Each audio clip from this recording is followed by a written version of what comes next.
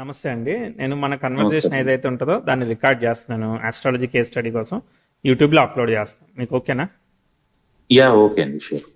మీరు ఇచ్చిన birth details 21 ఫిబ్రవరి 1981, 12 గంటల 42 నిమిషాలు, 45 ఇస్తే నేను 42, 41 అట్లా కరెక్ట్ చేశాను. రాయన్పాడు అంతే కదా? ఓకే అండి. విజయవాడ దగ్గర రాయన్పాడు. రైట్. ఉమ్, వృషభ లగ్నం వచ్చింది. లగ్నం మార్స్ స్టార్లో పడింది. చంద్రుడు వచ్చేసి కన్నిలో ఉత్తర నక్షత్రం 3వ పాదంలో ఉన్నాడు. ఉమ్, సరిపోయినాయి కదా? సరిపోయినాయండి. ఓకే. చెప్పాలి, మీరు ఏం చేస్తున్నారు, మీకు ఏం కావాలి? బేసికల్ నేనైతే as of now business consultant work చేస్తున్నానండి. లాస్ట్ 7-8 ఇయర్స్ నుంచి. అంతకుముందు నేను టెలికాం లో సేల్స్ లో చేశాను 12 ఇయర్స్. సో అంటే జాబ్ మానేసిన తర్వాత డిఫరెంట్ ఒక స్టార్ట్అప్ కన్సల్టెంట్ గా వర్క్ చేస్తూ స్టార్ట్అప్స్ కి వేరియస్ కన్సల్టింగ్ సర్వీసెస్ ఇస్తున్నాను. లైక్ క్రియేటివ్ కన్సల్టింగ్ సర్వీసెస్ కానీ మార్కెటింగ్ కన్సల్టింగ్ సర్వీస్ అలా ఇస్తున్నాను అనమాట. ఓకే, మాకు ఇంకా కొంచెం డీటెయిల్గా చెప్పాలి. ఇప్పుడు మాదే స్టార్ట్అప్ అనుకోండి, మీరు ఏం చేస్తారు? స్టార్ట్అప్ అంటే ఇప్పుడు స్టార్ట్అప్ పెట్టాలి అంటే ఫస్ట్ అందరి దగ్గర ఐడియా ఉంటుంది సార్. ఐడియాతో స్టార్ట్ అవుతారు. కానీ ఐడియాని ఎగ్జిక్యూట్ అంటే ఐడియాని ఒక ప్రోడక్ట్ గా తీసుకెళ్లాలంటే ఎట్లా, లేదా సర్వీస్ గా తీసుకెళ్లాలంటే ఎలా అనేది మొత్తం వాళ్ళకి ఎలా తీసుకెళ్ళాలి, వాళ్ళకి కావాల్సిన రిక్వైర్మెంట్స్ అన్ని ఎవరిని కాంటాక్ట్ చేస్తే ఏ పని అవుతుందని కాంటాక్ట్స్ ఇచ్చి వాళ్ళకి గైడ్ చేస్తామండి.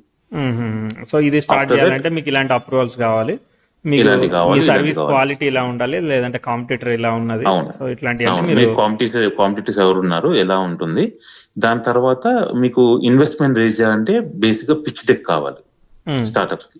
ఆ పిచ్ డెక్ ఎలా ప్రిపేర్ చేసి ఇస్తాము, దాంట్లో ఏం మాట్లాడాలి, ఏంటి, ఇన్వెస్టర్ ఏం ఎక్స్పెక్ట్ చేస్తాడు, ఎంత మనీ మీరు రేజ్ చేయొచ్చు, దాని ఫేజెస్ ఉంటాయి.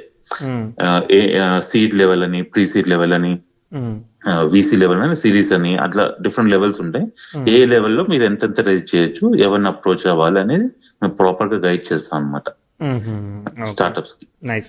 So end to end will help them out అనమాట. అర్థమైంది. సో మిమ్మల్ని కన్సల్టెంట్ గా హైర్ చేసి మిమ్మల్ని మీ దగ్గర సజెషన్ తీసుకుంటూ వాళ్ళు ప్రోగ్రెస్ అవుతూ ముందుకెళ్ళడానికి ప్రయత్నం చేస్తారు. అదే, ఎందుకంటే మళ్ళీ దాన్ని రీసెర్చ్ చేయడానికి చాలా టైం పడుతుంది కాబట్టి. అవును. Right, got it. సరే, చార్ట్ ఎలా ఉందో చూద్దాం ఒరిజినల్ గా. చెప్తాను. సో మీకేం కావాలి, మీరు ఏం చేస్తున్నారో అర్థమైంది. మీకేం కావాలి? నేను ఈ జాబ్ మానేసిన తర్వాత, అంటే జాబ్ మానేయడం చాలా డ్రామాటిక్ గా జరిగింది అనుకోండి. జాబ్ మానేయాల్సిన అవసరం లేకుండా, కానీ కొంచెం ఇష్యూస్ వల్ల మానేయాల్సి వచ్చింది. కానీ ఏమైందంటే ఇప్పుడు రావాలని నాకు ఏం ఐడియా లేదు.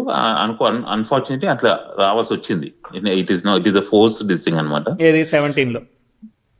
2016 అండి. 2016 జాన్ లో నేను మానేసాను జాబ్.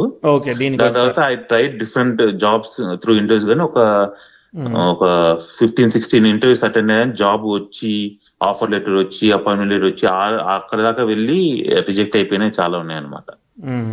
ఒక 13-14 అట్లా అయినాయి. సో ఇంకా జాబ్ మనకు వర్కౌట్ కాదని I started doing individual consulting service. So start చేశాను. ఇప్పుడు ఏం కావాలి మీకు మరి? అయితే నేనేం చెప్పాలి? ఫైనాన్షియల్ గా ఏంటంటే ఎంత వర్క్ చేసినా మనీ వస్తున్నాయి, అప్పుడు ఖర్చులకు సరిపోతున్నాయి, కానీ I'm not able to save. And నాకు డెప్స్ పెరుగుతున్నాయి, కానీ నేను ఆ డెప్స్ క్లియర్ చేయలేకపోతున్నాను ఎంత ట్రై చేసిన. లాస్ట్ ఫర్దర్ గా ఫైనాన్షియల్ గ్రోత్ ఎలా ఉంది? ఇప్పుడు అట్లాగే ఉందండి. ఫైనాన్షియల్ గా ఎప్పుడు గ్రోత్ వస్తుంది? గ్రోత్ వస్తుంది. అసలు ఏదైనా సిచ్యువేషన్ బెటర్ అవుతుందా లేదా ఏంటి అసలు అర్థం కావట్లేదు. తప్పకుండా. సో మేము కన్సల్టెంట్కే కన్సల్టేషన్ ఇస్తున్నాం అన్నట్టయితే. రైట్, చూద్దాం చార్ట్. వృషభ లగ్నానికి మీకు దశమంలో కుజ, రవి, తర్వాత బుధ, వీళ్ళందరూ ఉన్నారు. సో రవి ఆక్యుపైడ్ నక్షత్ర ఆఫ్ రాహు అనమాట. రాహు తృతీయంలో ఉన్నాడు, అంటే వీళ్ళందరూ కూడా రాహు నక్షత్రంలో ఉన్నారు. Very good. కాకపోతే ఏంటంటే రవి రాహుల కాంబినేషన్ ఏంటంటే ఒకసారి ట్రిక్కీ కమ్యూనికేషను, అగ్రెసివ్ పర్సనాలిటీని ఇస్తూ మీరు ఎంతైతే బాగా చెప్పగలుగుతారో ఒకసారి అగ్రెసివ్గా ఏదైనా గబాలన మాట అనేదానికి కూడా కారణమవుతూ ఉంటుంది. అడ్జస్ట్ అవ్వలేకపోతూ ఉంటాం. కనిపించాయి కదా? అవునండి, అవును. సో అదొక ట్విస్ట్ కాంబినేషన్. దీనివల్ల ఏంటంటే ఒకసారి మనకు రావాల్సినంత రెప్యుటేషన్ రావడానికి ఒకసారి చిన్న చిన్న ఇష్యూస్ ఏర్పడతా ఉంటాయి. ఎందుకంటే మనం సుపీరియరిజం ని తీసుకోలేం, కంఫర్టబుల్ గా లీడ్ చేయాలనుకుంటాం అనమాట. అర్థమైందా? అవును, అవును, సో అవును. దానివల్ల ఇష్యూస్ ఏర్పడతాయి. కాబట్టి మీరు ఇండివిజువల్ గా చేసుకోవడం కూడా కొంతవరకు పనిచేస్తుంది. బట్ చూద్దాం. తర్వాత ఆ, శుక్రుడు అనేవాడు లగ్నలాడు భాగ్యస్థానంలో ఉన్నాడు. లగ్నం కూడా కుజ నక్షత్రంలో పడింది. మనకి ధనిష్ఠా నక్షత్రం అనేది భీష్ముడు నక్షత్రం. సో అది ఒక strategical consultant, strategical political business plannings వీటన్నిటి చేయడానికి మీరు ఉన్న జానర్ కి చాలా మంచి కాంబినేషనే. తర్వాత లార్డ్ ఆఫ్ ది అంటే వీనస్ యొక్క స్టార్ లార్డ్ అనేవాడు దశమంలో ఉంటూ రవితో లీడ్ చేస్తున్నాడు. సో కాబట్టి లగ్నాధిపతి చతుర్థాధిపతి కంట్రోల్కి వెళ్తున్నాడు, దశమానికి కంట్రోల్ అవుతున్నాడు. కాబట్టి బాగానే ఉంది. ఇక్కడ ఉన్న combination of planets people and public communication ద్వారా మనం బెనిఫిట్ అవ్వడానికి ఇబ్బందిగా ఏమీ లేదు. ఓకే, బాగానే ఉంది. అక్కడ వరకు బాగానే ఉంది. తర్వాత నెక్స్ట్ పంచమంలో 2 గ్రహాలైన గురుశనులు ఇద్దరు కూడా వక్రించి చంద్ర నక్షత్రంలో ఉన్నారు. చంద్రుడు పంచమంలో ఉన్నాడు. వాటికి వక్రత్వ దోషం అనేది క్యాన్సిలేషన్ త్రూ కేతు ద్వారా వచ్చింది. కాబట్టి అసలు క్వశ్చనే లేదు, వాళ్ళకి క్యాన్సిలేషన్ వచ్చేసింది. కాబట్టి 100 కాదు 80%. అంటే ఒక్కోసారి చిన్న చిన్న మిస్టేక్ ఆఫ్ డెసిషన్స్ ఉంటాయి ఆలోచన విధానంలో కానీ, బట్ అవి రెక్టిఫై చేసుకోగలుగుతాం. 80% వరకు ఓకే. 20% ఎక్కడన్నా కొడితేనే మనకి అది ఇబ్బంది పడుతుంది. రాహుకేతులు ఏ గ్రహాన్ని కూడా ఎక్కువగా డిస్టర్బ్ చేయలేకపోతున్నాయి అనమాట. సో అన్ని బాగానే ఉన్నట్టు గ్రహాలు, చాట్లో ఉన్న గ్రహాలన్నీ కూడా బాగానే ఉన్నాయి. కాకపోతే రాహు తృతీయంలో ఉన్న అతను ఈ యొక్క శని నక్షత్రం వల్ల కొంత డిస్టర్బ్ అవుతున్నాడు. రవితో ఆ రాహు కాంబినేషన్, వక్రత్వ దోషాన్ని పొందిన రాహు అనేవాడు 3rd హౌస్ ఒకసారి ట్విస్ట్ రిజల్ట్స్ ఇస్తుంది. కాబట్టి ఏంటి, మనమే సెల్ఫ్ మేడ్ అవ్వాల్సి వస్తుంది. ఎవడో వచ్చి చేసేది ఏమీ ఉండదు, అది తెలిసిందే కదా. సో ఏదేమైనా కానీ గురువు అష్టమాధిపతి వృషభ లగ్నాన్ని ఆస్పెక్ట్ చేయడం అదొక విశేషము. డెఫినెట్లీ మోటివేటర్ గాను, ట్రైనర్ గాను, కన్సల్టెంట్ గాను వర్క్ చేయడం అనేది బాగానే పనిచేస్తూ ఉంటుంది. Okay, chart is okay. తర్వాత అసలు టైం 2016 అవన్నీ అసలు టైం ఫ్లో ఎట్లా పోయిందో మనం పట్టుకోవాలి. చెప్తాను మీకు. ఈ అపోజిషన్ కొట్టినప్పుడు దెబ్బ కొట్టింత ఉంది. ఈ ముందు నుంచి కూడా ఈ 16కి ముందు నుంచి కూడా చాలా ప్రాబ్లమేటిక్ ఆస్పెక్ట్స్ జరుగుతూ ఉంది. మీకు అక్కడి నుంచి గ్రోత్ లేని టైం చెప్తాను. అంటే మీరు అంతకుముందు టెలికాంలో పనిచేసిన అని చెప్పింది కదా. ఇక్కడ చూడండి 2007 నుంచి ప్రోగ్రెసివ్ 10th హౌస్ జూపిటర్కి అపోజిషన్ వస్తుంది. జూపిటర్ రెట్రోగ్రేట్ అయి వెనక్కి వెళ్ళినా కూడా అది స్ట్రైట్గా ఉన్నట్టు యాక్ట్ చేయడం వల్ల 2007-8కి మీకు రాహు దశ జరుగుతూ ఉన్నది. 2017 వరకు ఉన్నది. రాహు స్టార్ని ఆక్యుపై చేసిన మల్టిపుల్ ప్లానెట్స్ ఉన్నాయి. రాహు స్టార్ లాడు పంచమానికి కనెక్ట్ అయ్యాడు. పంచమానికి కనెక్ట్ అయితే గురు, రాహు, చంద్ర. అంటే రాహు అనేవాడు రాహు దశ ఇట్స్ నాట్ గ్రోయింగ్, అంటే అది మంచి స్థితికి పోతలేదు. అది అర్థమైందా? రాహు దశ అనేది అనుకున్నట్టుగా లేదు. కాబట్టి మనం ఏం చెప్పాలి, డిఫికల్టీ చెప్పాలి రాహు దశలో. అందులోనూ దానిలో టైం పారామీటర్ వచ్చేసి 2007 నాటికి శని భుక్తి జరుగుతూ ఉంది. శని స్టార్ని ఆక్యుపై చేసిన ఏకైక గ్రహము రాహు ఒక్కడే. సో ఆ రాహు మళ్ళీ అదే ట్విస్ట్లో పడ్డాడు, లూప్లో పడింది అనమాట. కాబట్టి ఆ 2007-2008 ఏదైతే ఉంటుందో ఇది మీ కెరియర్ అప్ సైడ్ పోకుండా డౌన్ సైడ్ పోతా ఉంటది. అంటే ఆపోజిట్ డైరెక్షన్ లో పోతా ఉన్నది. అంటే గ్రోత్ కనబడట్లేదు, మనకి విజన్ అర్థం కావట్లేదు, రైట్ డైరెక్షన్ లో పోతుందని అనిపించట్లేదు, సాటిస్ఫాక్షన్ రావట్లేదు. ఇట్లా చాలా కాలం జరిగే వరకు ఫ్రస్ట్రేషన్ కూడా పెరుగుతూ ఉంటది. చూడండి మీకైతే ఈ 7, 8, 9 ఇవన్నీ కూడా గ్రోత్ ని స్పాయిల్ చేసే విధంగా, డిసప్పాయింట్ చేసే విధంగా పోతున్నాయి. కనిపించాయా? అవునండి. Okay, good. సో ఇది ఒక పెద్ద డ్యామేజ్ చేసింది. దీని తర్వాత మళ్ళీ ఏమైనా వస్తే చూద్దాం. మెర్క్యూరీ స్టార్లైట్ 10th ఉన్నాడు. ఇక మీకు మళ్ళీ అంటే ఒక చిన్న ఆపర్చునిటీ అయితే లిఫ్ట్ అవుతుంది. బై 2010 ఆ కేతు భుక్తి ఆ మూమెంట్లో ఒక చిన్న లిఫ్ట్ అయితే జరుగుతుంది. అర్థమైందా? ఒక మళ్ళీ మీ వర్క్లో ఒక చిన్న ఆపర్చునిటీ, అట్లా టెంపరీ లిఫ్ట్ అనమాట. అర్థమైందా? 11, 12, 13 ఇట్లా ఒక కొంత గ్యాప్ అయితే మీకు కనిపించింది. ఆ బ్రేక్ ఒక 3 years అట్లా మీకు కొంచెం పర్లేదు అన్నట్టుగా పోతుంది. పని చేసింది కదా. అవును, అవునండి. ఓకే, సో ఇది కొంచెం ఉన్నదానిలో లిఫ్ట్, మీ స్థాయికో మీ సాటిస్ఫాక్షన్ కాకపోయినా ఎంతో కొంత స్థాయికి అయితే అది మూవ్ అవుతుంది. అంతకు మించి కాదు. ఎందుకంటే మనం దశనే రెడ్ కలర్ లో వేసేసినాం. అర్థమైందా? దానిలో ఈ బుక్ ని ఎల్లో కలర్ లో వేసినాం. సో కాబట్టి ఏమవుతుంది, టెంపరీ రిలీఫ్, సర్వైవల్ కి పర్లేకుండా పోతుంది. తర్వాత ఏమైంది, 2014 నుంచి మనకి ఇంకా మళ్ళీ మీ బాస్ తో కానీ, మీ సుపీరియర్ ఆఫీసర్స్ తో కానీ, లేదంటే నేను ఇది చెయ్యాలా వేరేది మానేయాలని కావచ్చు, ఒక్కోసారి పర్సనల్ రిలేషన్షిప్ కావచ్చు, ఏదైనా కానీ, లేదు నేను ఇంకోటి ఏదో చెయ్యాలని కావచ్చు, రీజన్స్ ఏమైనా కావచ్చు, మీ ఎక్స్పెక్టేషన్స్ ని స్పాయిల్ చేసే డైరెక్షన్ లో 14, 15, 16 పోతా ఉంది. కనిపించింది కదా. అవునండి. అదంతా మళ్ళీ దెబ్బేసినాయి. అర్థమైందా? ఆ దెబ్బ మీద దెబ్బ, అవును. అర్థమైందా? 2 సార్లు పడింది, మధ్యలో రిలీఫే వచ్చింది తప్ప ప్రోగ్రెస్ రాలేదు. కాబట్టి మీరు ఎట్లా సేవింగ్ మోడ్లోకి వెళ్తారు? సో వీటన్నిటిని కవర్ చేయడానికి మీరు అప్పు చేయాల్సి వస్తుంది, లేదంటే అవును. ఇబ్బందిలోకి మైనస్లోకి వెళ్ళాల్సి వస్తూ ఉంటుంది. అగ్రెసివ్ ఆస్పెక్ట్స్ ఏం చేస్తాయి? ఇంకోటి ఏదో చేద్దామని మనం తీసుకున్న లోన్లు కూడా తిరిగి మనకు అనుకూలంగా ఏది జరగదు. మనం ఎంత ఎస్టిమేట్ చేసినా అవి ఆపోజిట్లో పోతాయి. కాబట్టి మళ్ళీ తేడా కొట్టింది. అంటే career is not growing in Rahu దశ, అర్థమైందా? సో అది అవునండి. విషయం. కాబట్టి మీరు ఛాలెంజింగ్ ఫేజ్లోనే వెళ్తా వచ్చారు. ఓకే. ఉమ్. తర్వాత మళ్ళీ ఏం అవకాశం వచ్చింది అంటే, మీరు ఇటు వెళ్తున్నాను అంటున్నారు, మీరు కన్సల్టింగ్కి వెళ్తా అంటున్నారు. కన్సల్టింగ్ వెళ్తా ఉంటే మీకు ఆస్పెక్ట్ ఏం ఫామ్ అవ్వలేదు, అర్థమైందా? 17, 18 అంటే మీకు ఆపర్చునిటీ అనేది అనుకున్నంత గ్రోత్ డైరెక్షన్లోకి మూవ్ అవ్వలేదు. వస్తుంది వస్తుంది, వచ్చేంత వరకు మీరు కన్సల్టింగ్ చేసినా ఏది చేసినా కష్టపడుతున్నారండి, ట్రై చేస్తున్నారండి అనే చెప్పాలి మనం, అర్థమైందా? గురువులో గురు అదే, జరుగుతున్నాడు, గురువుకి వక్రత్వ దోషం వచ్చి క్యాన్సిల్ అయింది కదా ఈ లగ్నానికి అది కదా. సో కాబట్టి పాపి, కాబట్టి he must give good results in gurudasha. గురుదశ వర్క్ అవుతుంది, అర్థమైందా? అయితే గురువులో గురువు అనేవాడు పాపితో కలిసి ఉండడం వల్ల, ఇన్ఫ్లుయెన్స్ చేయడం వల్ల ఆయన స్వభుక్తిలో కూడా రిజల్ట్ ఇవ్వట్లేదు, అర్థమైందా? యూ డోంట్ ఎక్స్పెక్ట్, మనం 20 వరకు ఎక్స్పెక్ట్ చేయలేం. ఎస్, ఇప్పుడు గురువులో శని వచ్చాడు కదా, ఇప్పుడు మనం ఎక్స్పెక్ట్ చేయాలి. కాబట్టి 2020-21లో మీకు ఉన్నదానిలో బ్రేక్ ఆపర్చునిటీ అనేది ప్రోగ్రెస్ అయింది. అంటే నేను ఒక రైట్ డైరెక్షన్లో పోతున్నాను, నాకు ఆపర్చునిటీ చిక్కింది, సో అనే విషయంలో పాజిటివ్ డైరెక్షన్లో మీరు ఉంటారు.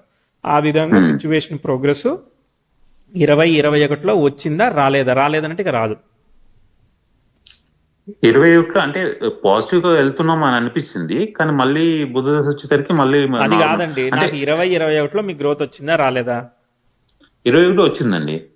ఓకే, వచ్చిందని అంటే ఇంతకు ముందు కన్నా ఇప్పుడు లాస్ట్ ఎన్ని ఇయర్స్ నుంచి దాదాపు మనం 2010-11 దగ్గర నుంచి ఎక్కడి నుంచో చెప్పుకుంటున్నాం, దాదాపు అక్కడి నుంచి రాని గ్రోత్ కంపారిటివ్లీ 2021కి మీకు వచ్చినట్టు అనిపించిందా, ఇంకా రాలేదని అంటారా? రాలేదు సార్, అంటే అంత రాలేదు. కాదండి, 2010లో ఉన్న సిచ్యువేషన్ లేకుండా ఇప్పుడు బెటర్ ఫేజ్ లో ఉన్నారా? లేదుగా, లేదండి. లేదు అప్పుడేదో చేస్తున్నాను అట్టనే ఇప్పుడు ఏదో చేస్తున్నానా అని అంటారా మీరు? అంతే అంతే అంటే మామూలుగా చేస్తున్నాను కానీ గ్రోత్ అయితే ఏం రాలేదు. సరిపోయింది. ఓకే, సరే. 10th హౌస్ ఎక్స్టైల్ నెటల్ వీనస్ జరిగిన గ్రోత్ అనేది ఎక్స్పెక్టెడ్ గా రాలేదు, డబ్బులు రాలేదు, గ్రోత్ రాలేదు. గ్రోత్ రావడం అంటే మీ ఉద్దేశంలో ఎగ్జిస్టింగ్ లో ఉన్న అప్పులు తీరిపోయి మీరు ఫ్రెష్ అవ్వడమా, ఏంటిది మీ ఉద్దేశంలో? అంటే just income pay check to pay, అంటే ఆ మంత్లీ ఎక్స్పెన్స్ నడుస్తుంది తప్పితే ₹1 కూడా సేవింగ్ లేదు. ఓకే, సేవింగ్ లేదని అంటే మరి మైనస్ ఎంత ఉంది? మైనస్ ఒక 10-15 లక్షల దాకా మైనస్ లో డెప్ట్ లో నడుస్తుందండి. ఓకే, అంతకుముందు ఎంత మైనస్ ఉందో 4-5 ఏళ్ల క్రితం? అప్పుడు అంతే, 2016 నుంచి అంతే ఉందండి, ₹1 కూడా నేను ఆ క్లియర్ మైనస్ అలానే చేయలేకపోయాను. ఉంది, మీరు ఓవర్కమ్ చేయలేకపోతున్నారు. ఓకే, చేయలేకపోతున్నా. సరే సరే.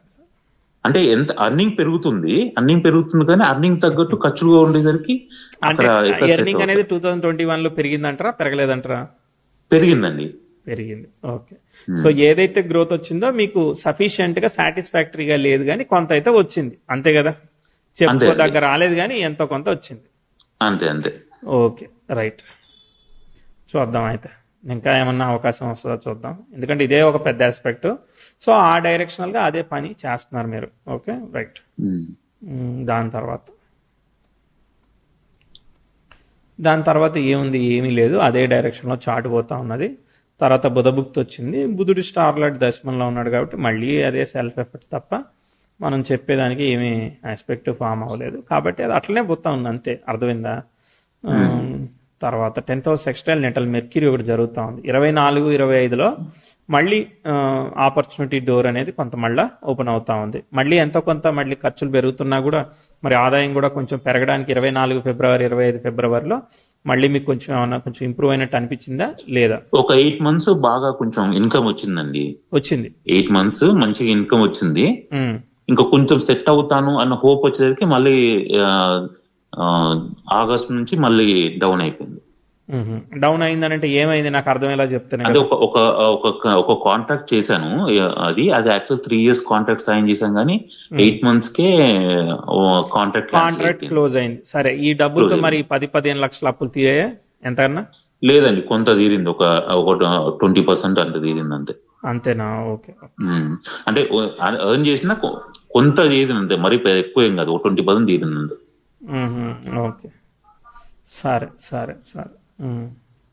సరే ఓకే. యాక్చువల్ మీకు ఇక కొన్ని పాయింట్స్ చెప్పొచ్చు, అది చెప్పండి. చెప్పాలనుకున్నాను. ఒకటి, నేను 2025 లో మా ఫాదర్ రైల్వే ఎంప్లాయీ, తను రిటైర్ అయ్యి విజయవాడ దగ్గర ఇల్లు కన్స్ట్రక్ట్ చేశారు.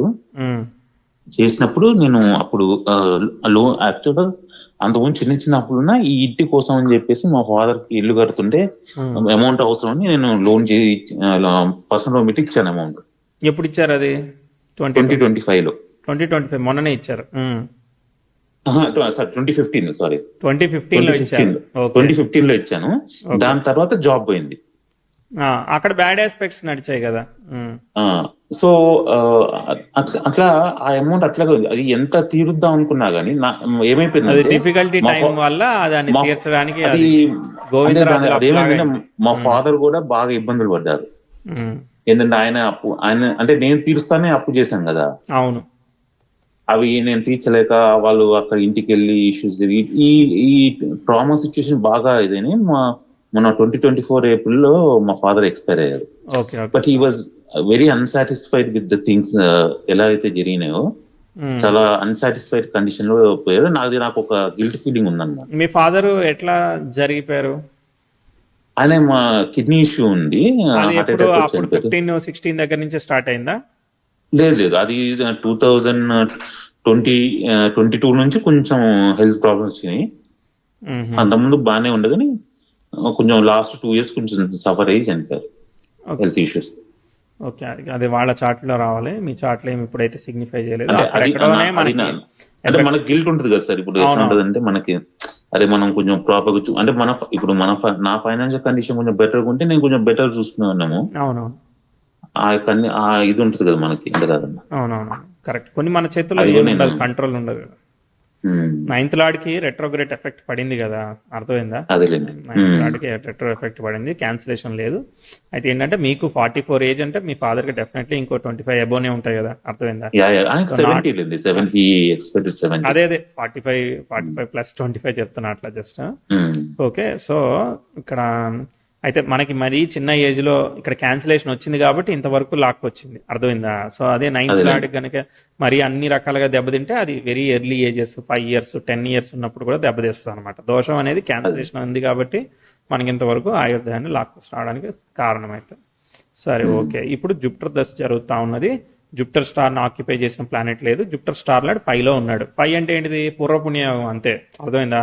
వస్తూ ఉంటుంది, అట్లనే తీర్చుకుంటూ ఉండాలి, వస్తూ ఉంటుంది అంతే, అర్థమైందా? వస్తూ ఉంటుంది, తీర్చుకుంటూ ఉండాలి, అవసరానికి తగ్గట్టు నడిచిపోతుంది. అదేలేండి, అంతే.